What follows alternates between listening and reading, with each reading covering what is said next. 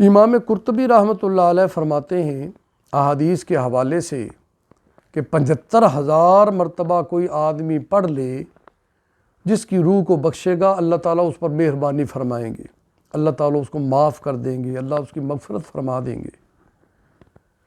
تو امام صاحب فرماتے ہیں کہ ایک نوجوان تھا اور وہ صاحب کشف تھا، اس کو قبر کے حالات اللہ تعالیٰ منکشف کر دیتے تھے۔ یہ کشف بھی ایک کرامت ہے اولیاء اللہ کی، جیسے نبیوں کے ہاتھ پر معجزے کا ظہور ہوتا ہے، بعض اولیاء کے ہاتھ پہ اللہ تعالیٰ کرامت ظاہر فرماتے ہیں۔ تو یہ بھی ایک کرامت ہے، کشف، یعنی اللہ تعالیٰ عالم برزخ کے حالات کو منکشف فرما دیتے۔ تو وہ نوجوان ایسا ہی تھا، صاحب کشف تھا کہ اس پر اہل قبور کے حالات منکشف ہو جاتے تھے۔ تو ایک مرتبہ مجلس میں بیٹھے بیٹھے یکدم اس نے چیخ ماری اور زور سے رونے لگ گیا۔ حاضرین مجلس بڑے حیران ہوئے اور پھر اسے خاموش کرایا۔ جب اسے ہوش آئی تو پوچھا کہ کیا ہوا تھا؟ تو اس نے کہا کہ یکدم میرے سامنے یہ حالت منکشف ہوئی کہ میری ماں کو قبر میں عذاب ہو رہا ہے، تو مجھ سے دیکھا نہیں گیا اور بے ساختہ میری چیخ نکل گئی اور میں رونے لگ گیا، حواس باختہ ہو گیا۔ یہ ہوا۔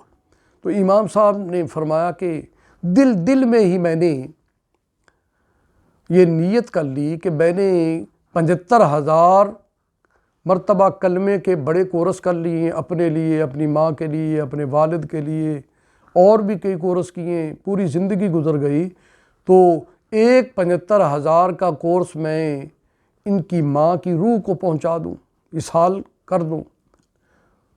میں جانتا ہوں، میرا رب جانتا ہے، اور کسی کو کوئی پتہ نہیں کہ دل میں ہی میں نے یہ نیت کی، اور 75,000 کلمے کا ایک کورس میں نے اس کی والدہ کو ایصال ثواب کر دیا۔